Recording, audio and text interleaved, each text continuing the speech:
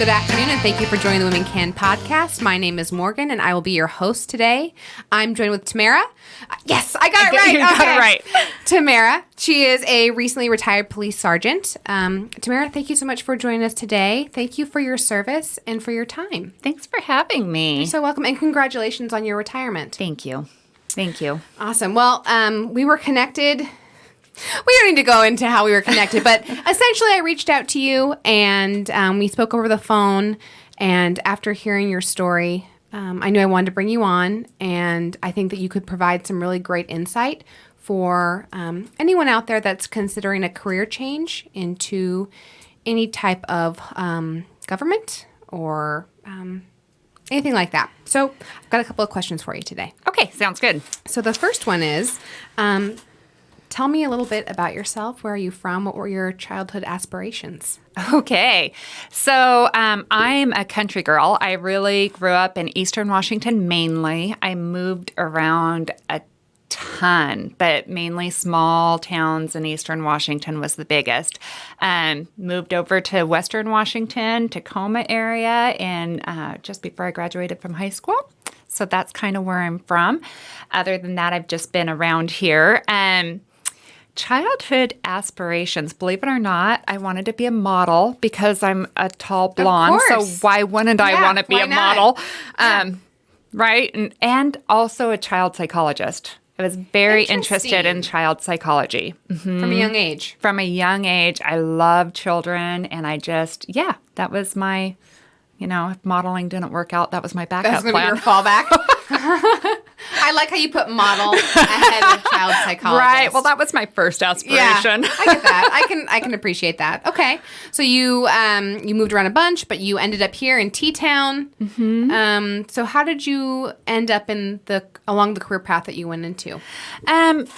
Throughout my life, I've been exposed to law enforcement. So when I was real young, my dad was in law enforcement, and he was actually a chief of police. So I kind of remember bits and pieces of that. He retired when I was in second grade. So that was a long time ago. But throughout my childhood, in different facets, police were always around me, whether it be working off-duty jobs near where I worked and becoming friends with them that way, or I had kind of a turbulent childhood, so they'd respond to the house and had great positive interactions, believe it or not, that way. So with that, I felt a pull to them. I felt a draw, and it was a good career, paid good right from the start. And it was a way, I can't sit and do the same thing all the time. So the diversity was good in the field. Oh, that's important. So it was a really good, seemingly fit for me. And yeah. So just out of curiosity, how does one enter? What is the educational path to get into? Well, I was pretty young. So I graduated from high school when I was 17. So I just went into college right away, which was a smart thing for me to do. So I went on through and got my bachelor's degree because obviously you can't be a police officer and carry a gun until you're 21. So I got my bachelor's degree, and thankfully, about 6 months later, I was hired. So, I went through the testing process. At that time, it was very competitive and rigorous. And, but yeah, I got through and ended up in the did you go through the academy following your bachelor's? After you get hired, the sponsoring agency, so usually you get hired first, and then the agency you get hired in sponsors you through the academy. So you get that on the job after you've been hired. Okay. Typically. And from the hiring pool, do you know what the ratio was men to women? From the hiring pool, I don't know. I remember back then, I worked for a kind of small medium-sized department, and back then it was 500 applicants, and it was so competitive with such a small amount of hire opportunities, jobs available, that they only took gosh, I can't remember if it was the top 20 or top 25, even from the written, even to the next phase for the physical agility. And then, of course, all the other things you have to go through to get hired, polygraphs, psychological, interviews, so on. So, Wow. yeah. Very competitive. Okay. Yeah. So I think I was just relaxed and somehow made it through. I don't know. Well, good for you. Yeah. So you were hired, and then you went through the academy. Yeah. And what was going through the academy like? Different. I mean, it is very different. So you're kind of married to the academy. You don't do much outside of it. I was fortunate enough that I could drive back and forth, so I didn't have to live there. But you do have the academy. You do have a lot of studying to do. It's, you're learning about all the laws, all the procedures, you learn so much in the academy. It's pretty rigorous.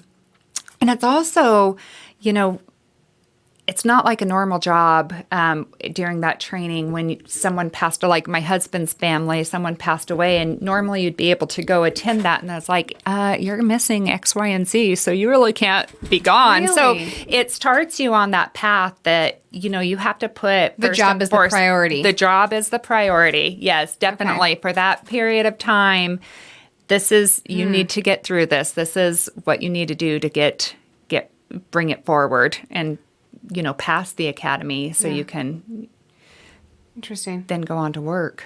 Yeah.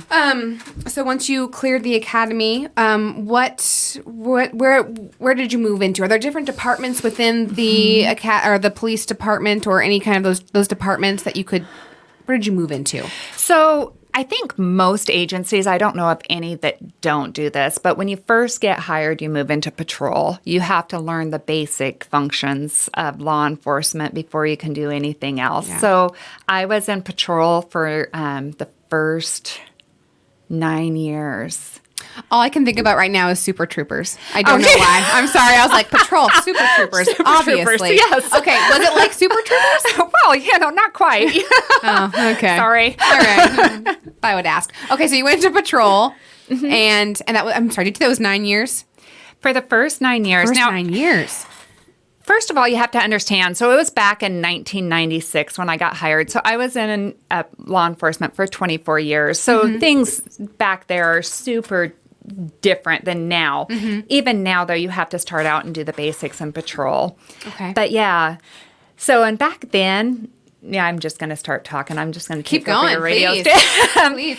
So back then, when you first got into the department, you had a group of people, and probably the majority, that you just had to prove yourself, male or female.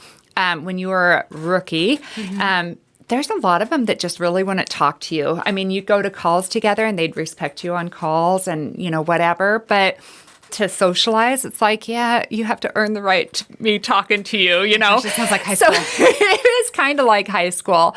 And now I don't think that's so much. But 24 years ago, it was definitely that kind of, you have to get An yourself elitist in there. club? Yes. Okay. So it was funny because when I first got hired, even being female, it really, I remember sitting at coffee one time with one of the guys, and, we had a group that went to coffee, but before that, the other guys would just talk to my field training officer, right? Not to me. I was allowed to sit with them, but that was about it. Yeah. And he looked at me and goes, "Hey, doing a pretty good job out there." It's like, okay, praise. I got the acceptance You're in. now. Oh my gosh. Yeah. No, Okay. it's kind of a different world.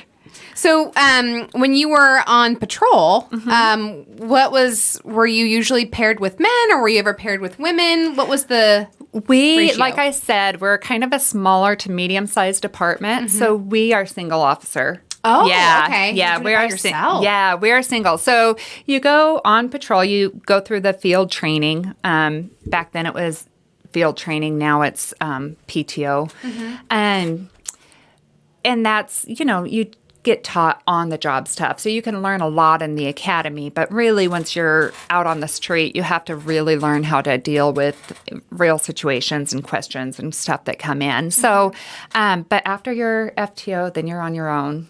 Yeah. What was that like, being in the field alone as a woman? Do you feel like people that you interacted with, the civilians, were more comfortable with your presence? I would say it really depended. I mean, you have to realize, like I told you, you had to be 21 before you could get hired. Well, I was actually just a month after I turned 22. I was super young. Wow. And I was pretty thin and fit back then. And, it was just kind of, so I'd have people either respecting the uniform, or I'd have people hitting on me. Or I'd have the grandfathers that are like, "Oh, honey, you can be my granddaughter. You don't need to give me a ticket." Or you'd have the people that just hate you. I mean, so it's like you had it all. Broad range of You had it emotions. all. Yes. Wow. Yeah. Oh my. Oh man. Okay. So what's the, when you're a firefighter, you have like the station or like Yeah. the firehouse. What's the hub for you? The police station. The police station. Okay. So in the police station, in the break room, what's the breakdown ratio of male to female? So when I got hired, I was the 5th woman in the history of the department to be hired. So we back then were really, and still actually to this day, I mean, I'm just recently retired, but I consider myself kind of still there. We still, I think, only have 5 women working there to this date. So we really just haven't had a lot. And in comparison, I think when I first got hired, we maybe had 36 or 38 commissioned officers. Now we're up to right around 60 commissioned officers in our department, and the ratio is still about the same. Not the ratio, but the amount of women that work on the department is still about the same. We don't have a large amount. Okay. Did you feel like you had to? So you said there were guys you kind of had to earn their respect. Yeah. What did you? How did you feel like you had to prove yourself? So early on, I think the difference, I think male and female had to earn the respect, or the privilege to be talked to when they were a rookie. So I didn't feel really isolated back then. I felt like just kind of when he said that, I'm like, okay, I'm one of the guys. So really, I was just seriously one of the guys. I remember going to a call and dealing with a naked man in the shower, and I'm kind of looking at my partners thinking, are you guys going to go in there and get him? Or You're one of the guys. and I'm one of the guys. So, like I said, a different world back then. What is there a code for that? If there's There's- a naked man in the shower, this is a code 19. No, we Okay. don't have the code. We didn't use the codes. We I would weren't have cool a code like If- that. In that kind of situation, I would like call back to the station, be like, "Hey, can't take this one." Yeah, no. And I had partners there. Usually, if it was something big, we'd all just respond in our own cars, but we'd be there together and back each other up. But yeah, just one of the guys. You don't always think about whether you're male or female. You're just another officer going in there. So anyway, one thing I do think that was different, though, is on FTO, they really wanted to make sure I would fight. Like I would jump into a physical fight. They were worried about that. So I remember a couple of my training officers like, oh my God, you're like a mother. They just listen to you. It was kind of like they're not fighting you. So they were really happy when I was able to, when we got into a fight, and I responded, because that's something that they were really worried about, because females don't usually fight. Yeah. Was know. the concern that you wouldn't be able to handle yourself in a fight, or that you weren't willing to? Maybe both. Maybe both, just to see if I had any hesitation, and then how I'd react. Okay. Yeah. So, in addition to being in this department, you are also a wife and mother. I am. So, what did that look like for you, balancing those two aspects of yourself? Well, I think I'm going to start from the beginning. So I did tell you that I was only the 5th woman in the department, and I was the 2nd person to have a baby there. The first person at our department though, went out, had some complications, so they had to go and home and bed rest early on. So she really wasn't visible or seen. It was just kind of out of sight, out of mind. And then she came back after the baby, and it was good. So I'm really the first one that they actually had to deal with a pregnancy for. And I will tell you that, the chief on both my pregnancies was phenomenal. However, it is a new thing and it's scary. Law enforcement don't like change. Yeah. They like to keep things the same. Yeah. So it was I think, a scary new perspective for it. And some people don't take that very well. So there was a lot. My first pregnancy, I didn't know why at first, but I announced it, and I came in for my first day of light duty because I chose not to go back on the street after that. At that time, mainly because of meth labs. We walked into so many meth labs that chemical danger would be so strong for a new pregnancy, Yeah, first in utero. trimester.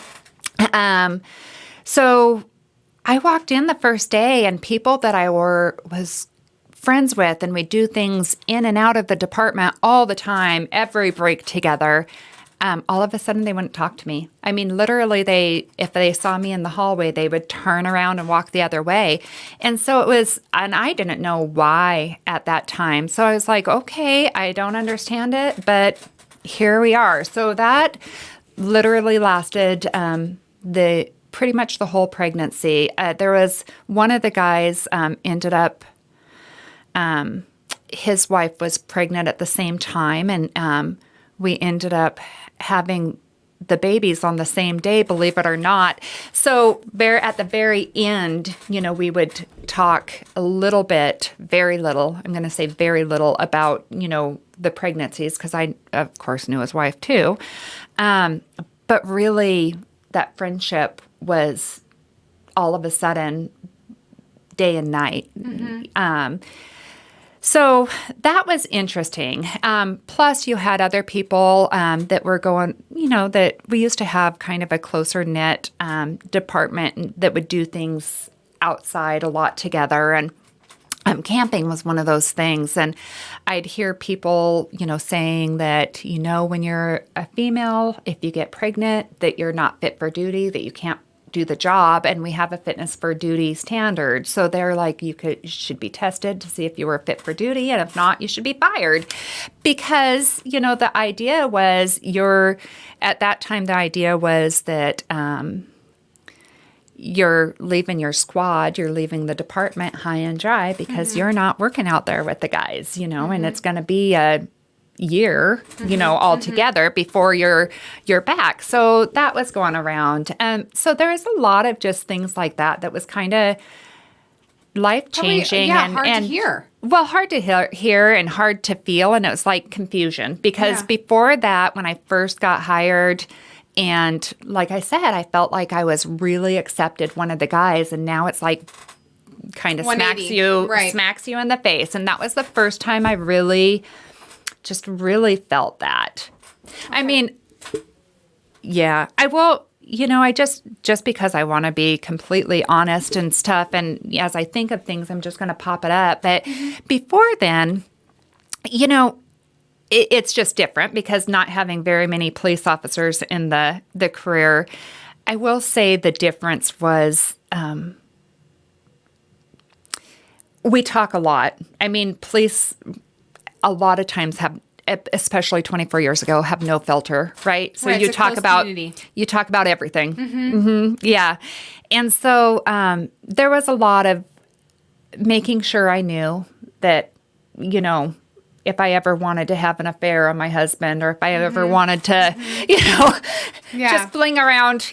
There's opportunities. So there was discussions like that. I mean, obviously I heard that, I didn't ever experience the fun of it, but I heard that I had a lot of affairs. So, I didn't. Well, I know now. Oh, okay. Interesting. Yeah. So, the ones that are having them are always the last ones to find out. Right. Yeah, no fun in that. Wow. So it was a close community. There's a lot of intermingling. Right. So it probably felt like a bucket of cold water when that kind of communication was cut off from you during your first pregnancy. Yes. Oh my gosh, it was a huge, yeah. I can imagine that felt Devastating very felt. lonely. Yeah. Yeah. Yeah, and confusion. Like I said, I had no concept why. I mean, I didn't do anything. Yeah. So well, you got pregnant. I did so get pregnant. You're shame right. on you. You're right. Okay, it's one of those affairs. I know. What happened? So, were any steps taken thereafter to address that, or did you? What changed? So, after I had the baby and came back, that was the first step that changed. I'd have even fire department friends because we were somewhat close knit with our fire department, and they're like, "Oh, you're back. We were told you weren't coming back," and stuff like that. So I think part of it that changed is when I actually did come back, and then kind of everybody kind of went to normal for them, but you don't forget. I mean, No. I don't forget that easily. And then one of the friends that, and actually I'm still good friends with them. I'll always remember because that was very hurtful, but still good friends with them. He told me that one of the sergeant at that time that we had, and he was promoted during the pregnancy, but he had told him and another guy that I was closest to that since we were so close, I was going to file a lawsuit, and they would be the first ones named in the lawsuit because we shared so much information with each other. And so that is why Everybody gave you the cold shoulder. that I was going to go out on pregnancy, then file the lawsuit, not come back, and So this rumor be was gone. spread while you were pregnant, and that's why you had the cold shoulder. So I found out about that in between my pregnancies. So, I just sat on that. It was like, okay, knowledge is power. So at least I know, and we'll go on from that.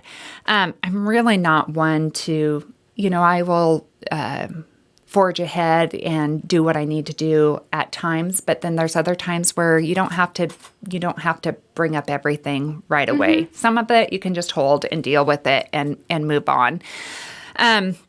So that's what I chose to do at that time. But when I didn't tell anybody when my husband and I were thinking about having another child. I just kind of kept it to myself. But here, a couple years later, when someone might expect it, rumors started flying again. Some of the same things were being said. So at that time, I wrote a letter to the chief. I gave it to a different commander because I didn't want to give it to the commander that spread the rumor the first time. Rightly so. Because he was promoted.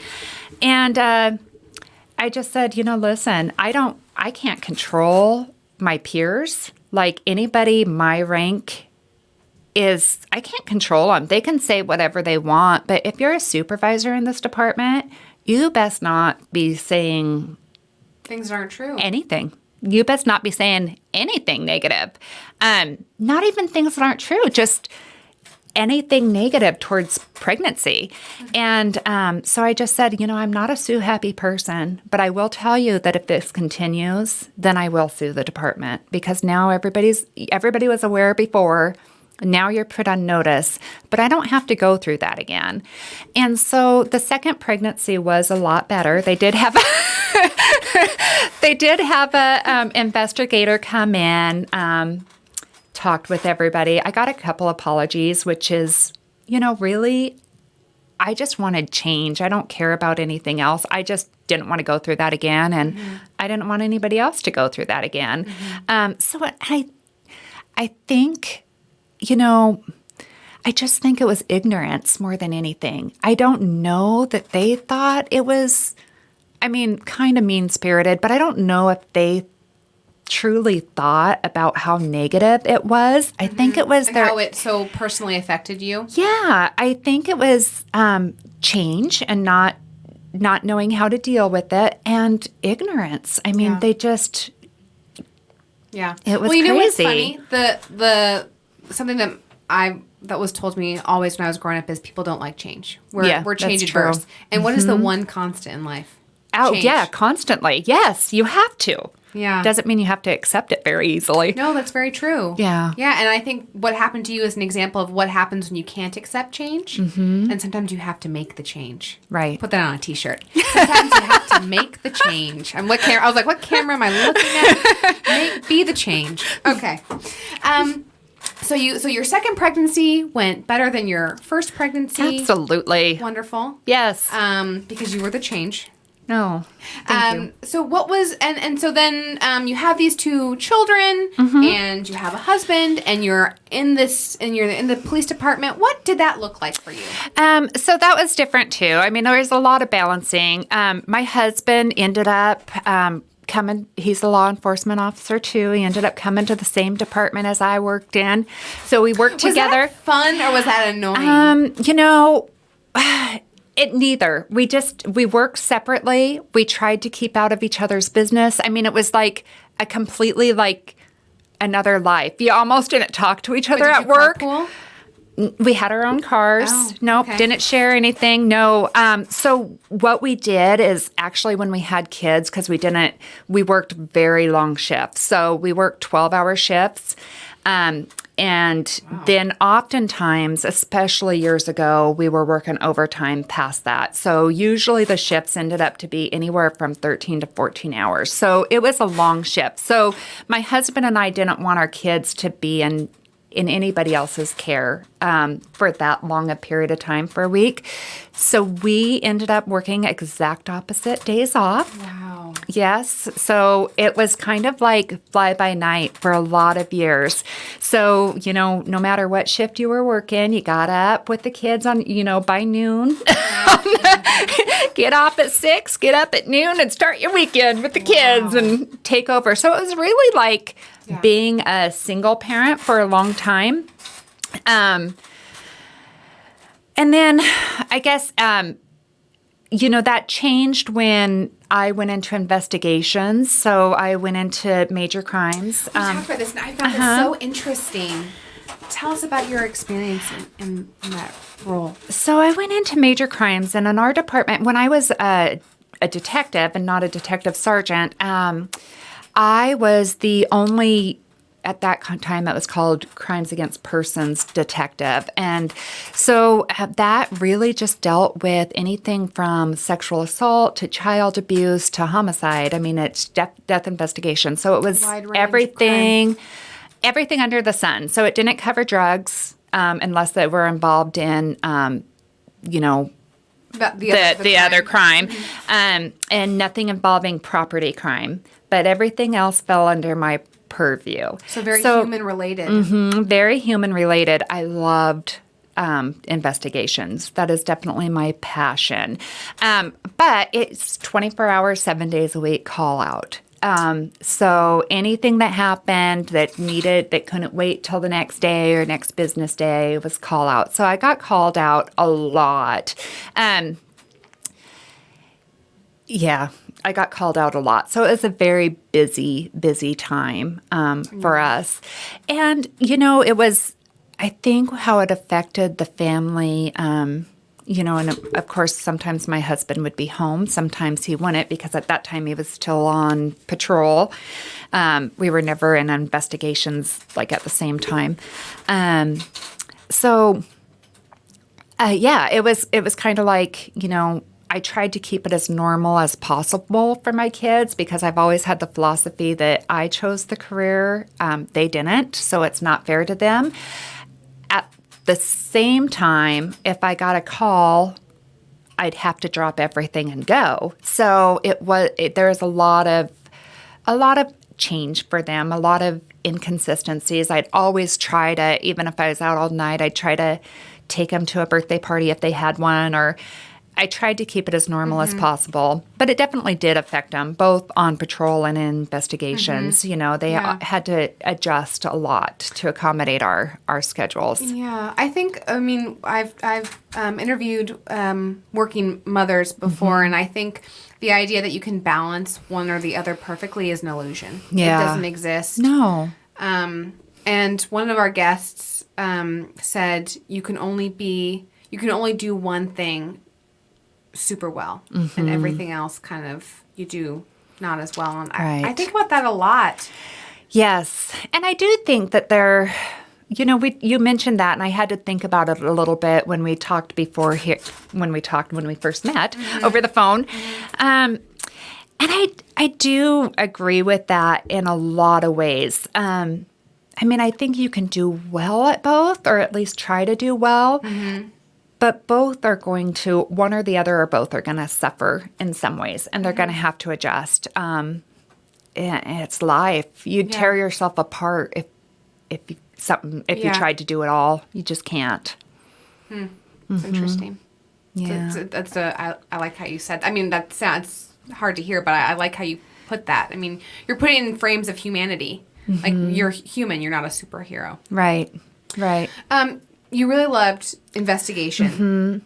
Why do you think that being a woman lended itself to your success, or do you think that helped? Or was it just you just loved it? It was specific to your interests. I think I just loved it because I hesitated on that because, some men aren't comfortable, especially with sexual assault. Some men aren't comfortable. Women aren't comfortable talking about it and getting into the depth. Or child abuse. That's another one, especially child sexual abuse. That's another one that some people are just really uncomfortable talking about. Yeah, right? It's hard. But with that being said, I've known some phenomenal male detectives that really were comfortable. So I think it's just a general personality and getting in there and knowing why you're doing it. I mean, you're not doing it for yourself. You're doing it for the victim and the victim's voice, and you're doing a good investigation. So hopefully they won't have to go to court. They won't have to, or if they're deceased, you're being the voice for them completely. So I think it's just having that desire just to help them in that way and just bring some justice to them. I thought one of the things I loved about investigations is just it was so rewarding. So even though you had the tough cases and that you saw and you really got into the trenches much more in depth. I mean, on patrol, you see the initial tragedy, and sometimes that can be gory, and sometimes that can be painful, and you have that one picture. So that's hard in its own set. But when you're getting investigations, you get deep and dirty into it. You invest a lot of time and energy, and sometimes that's a few days. Sometimes it's months. So you really get into every level. And so you have a deep connection. So when you can bring that forward and bring justice and some sort of closure to those people, that's, to me, very rewarding. That's a heavy responsibility to be a voice for those that were hurt or those that are deceased. How are you able to do this job and not carry that weight with you following? I don't know that you can ever do the job and not carry some of the weight with you. It's interesting because, I think myself, I've always been cognizant about trying to keep myself somewhat balanced. I will say that hesitantly because I don't know that I've succeeded in every level, but at least I've had that thought out there. At least I've had that conscientious effort. But with that being said, you definitely have your compartments that you put things in. And so it's been an interesting journey. Right before I retired, I had to medically retire. That's why, 24 years isn't longer. But so with my medical retirement, I was on light duty beforehand, and I was assigned to a different area of the city that I worked in.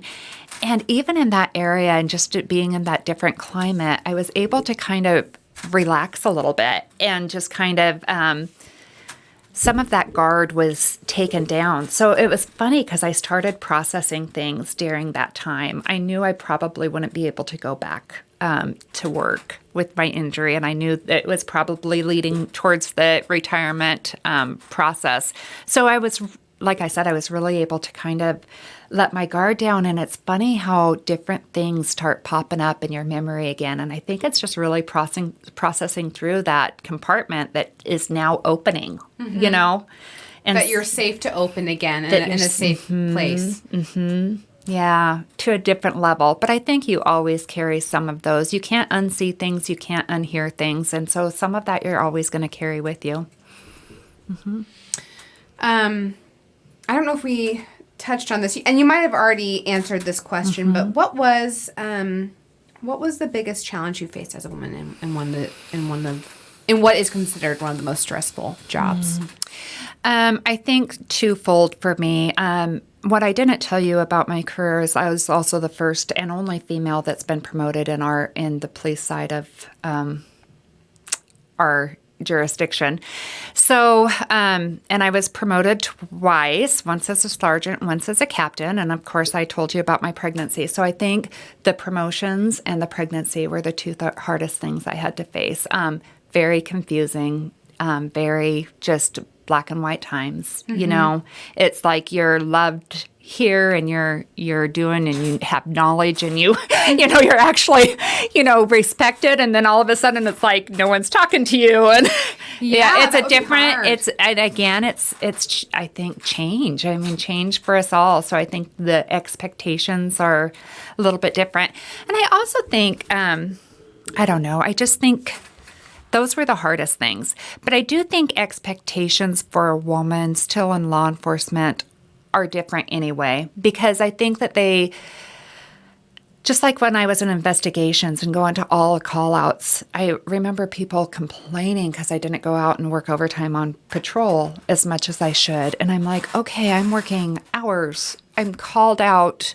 Maybe I don't get a call out for a week or so, but then I'm getting 3 in a, whatever weekend. So, and my priority, I definitely wanted to be there as a mom. I didn't want my kids to have to suffer, from the career choices. That was always a priority for me. So I just really felt like, okay, I'm working as much overtime as a lot of other people. I'm just not working it on patrol. But that expectation was there. It's like, oh, well, she's not doing this, or she's not doing her part to keep the, to help everybody. And she's not, and it's just like, oh my gosh, your really, life isn't the job. Right? And like, why are you doing this for me and you're not doing it for Johnny over there or whatever? It's like, it seemed like an unfair expectation back then, all the way through. And then as I got promoted, I think the same thing on different levels. I mean, promotion to sergeant was, had an awful transition. It's like, oh, you're being too nice to people. Oh, now you're being too hard on people. And now you're doing this. And now you're doing that. Hot, and it's like, oh my gosh. And then you're just like, okay, I'll try to change. And I'll try to change. And really, you can't. You have to be yourself, because you're going to go crazy. And so I made it through. I made it through the sergeant, and finally things leveled out, but it was crazy. Yeah. I mean, being the first female sergeant, it was kind of like being pregnant all over again in a different level. It was just like pregnant with promotion again. And I think that I think that affected me long term. I'm going to say this too, because I really I couldn't trust anybody anymore completely. I liked a lot of people. I would socialize with them. I really care about a lot of people. There are some amazing, I will tell you, even with what I'm saying, amazing cops. I mean, they are all, I would trust any one of them with my life. It was just different circumstances for me, I would still, the respect completely there. And I know their hearts and I know what they do, and they do a really good job. Yeah, you're talking about internal office I'm going to say that because I don't want anybody to think differently, especially in today's climate. But, the growth and the learning curve, and I think first female sergeant, we had to go through that growth just like pregnancy. I mean, everything that's new is a change. And they have to, females are going to maybe talk differently or address things differently, and that's okay. It's just a change, right? So it wasn't too long before I got promoted that they, stopped having their sergeant meetings on a golf course, drinking beer, and then going to a party afterwards. It's like, so, I mean, it was an unexpected change. You meant to change. Yeah. Yeah. I've always affected change, but just bits at a time. I can't, So, and then as a captain, the same thing happened. And I would say, I really have to. There were times when I took the sergeant's test, and even the first time I took the captain's test, and I'm like, I really just don't know if I want to do this or if I'm strong enough. And especially with captain, it was like, okay, I have to be in the right frame of mind because here's a battle again, So I thought I was in that right frame of mind. And then right afterwards, it started again. You're too soft. You're too hard. You whatever. And then we had my parents, my husband's parents both died suddenly within a couple days of each other. And so that was extremely hard. So we dealt with that. It was hard not only for me, but my husband and my kids were deeply affected by it. And as a mother, that's like what I go to is my kids. And then my dad died a month later. And so this is right at the beginning. And so it was just like I was in mom mode too. It's like, how can you not be? Kind of, you guys, whatever, I'll try my hardest here, but my kids need me right now for as long as they need me, because that was a lot to deal with.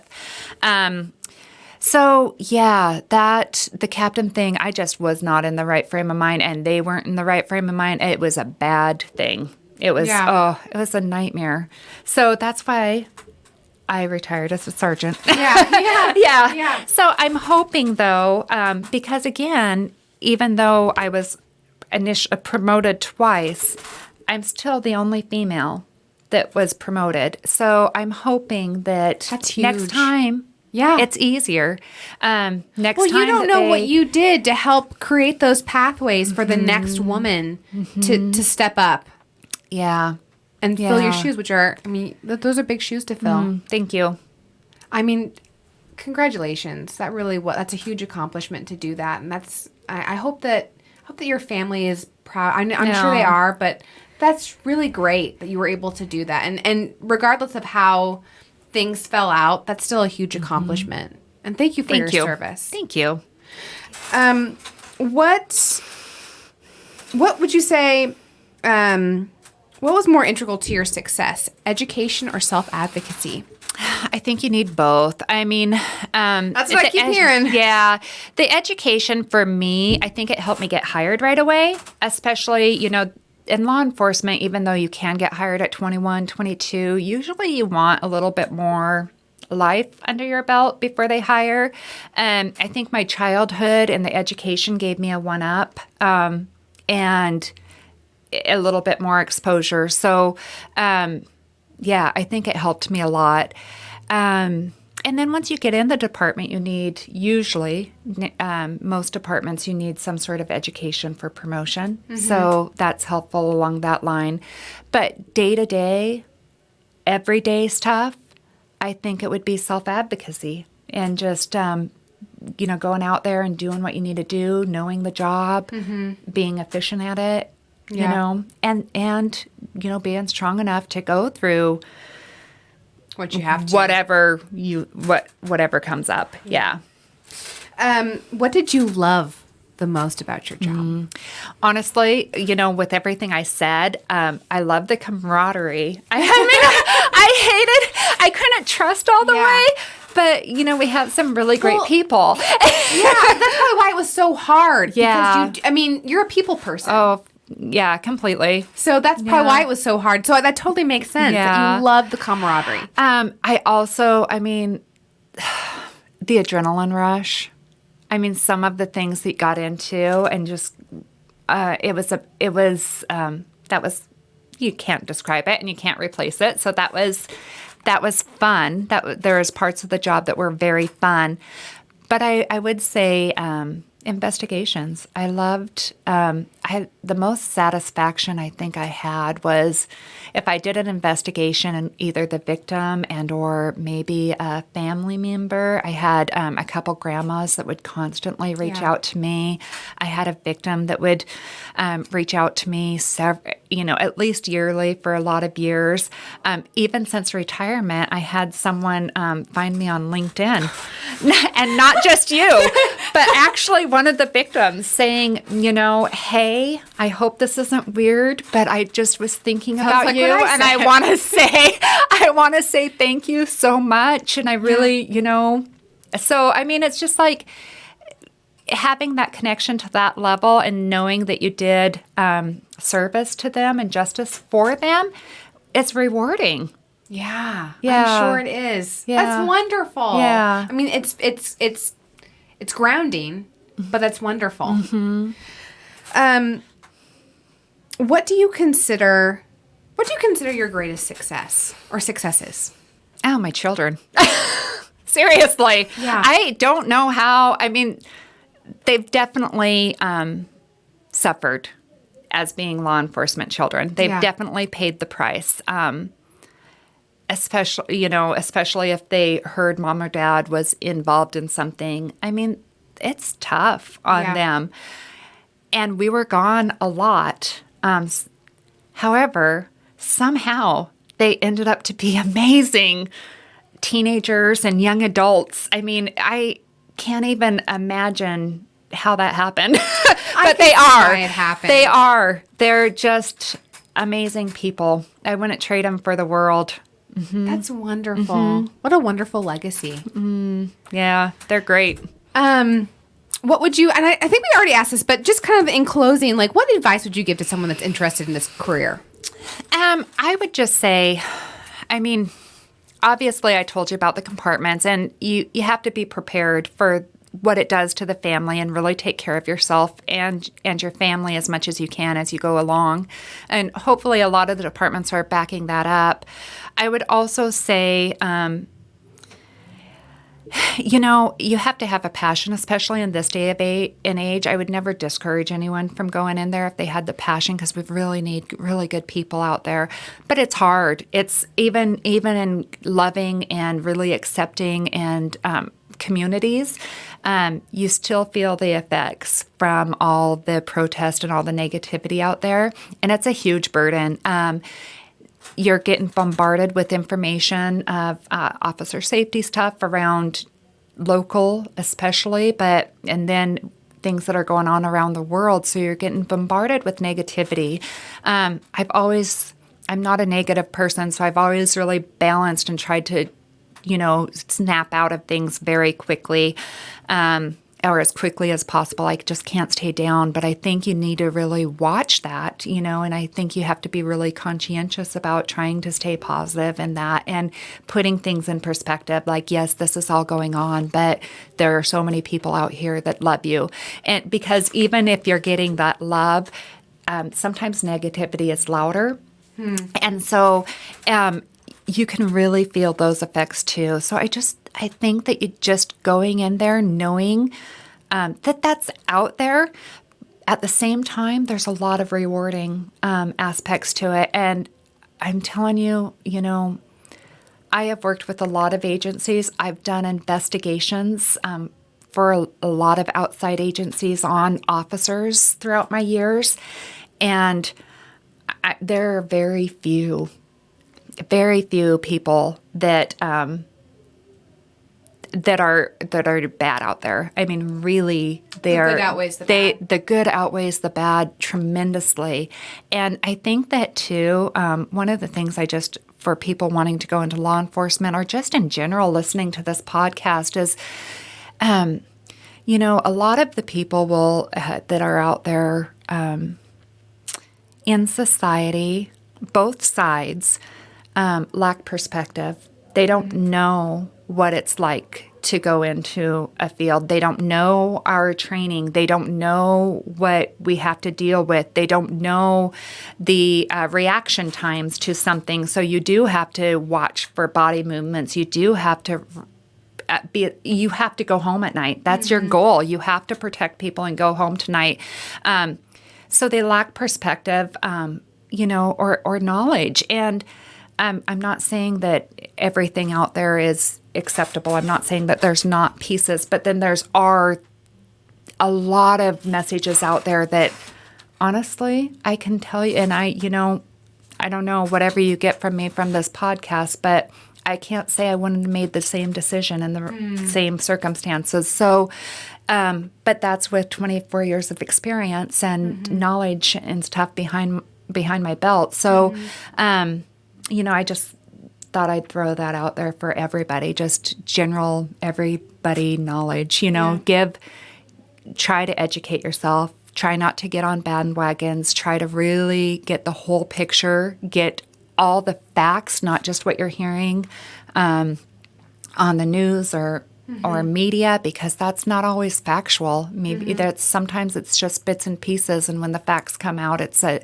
much different story. So I would just say educate yourself, but just the good outweighs the bad. The good outweighs the bad. And like I said, if you're going into law enforcement, know that that's out there, but it's so rewarding. It's a good career still. Thank you. Thank you. Thank you for your candor and for your service. And thank you for coming on this podcast. Thank you for having me. You're so welcome. So there you have it. Thank you for joining us today. Today's episode was sponsored by Guardian Roofing and Pest Control. Guardian Roofing and Pest Control has you covered from rooftop to crawl space. If you're interested in learning more about the Women Can Project, or you'd like to be a guest yourself, please visit womencanproject.com to learn more. Again, I am Morgan. This is Tamara. Thank you for your time. Remember that women can. Thank you.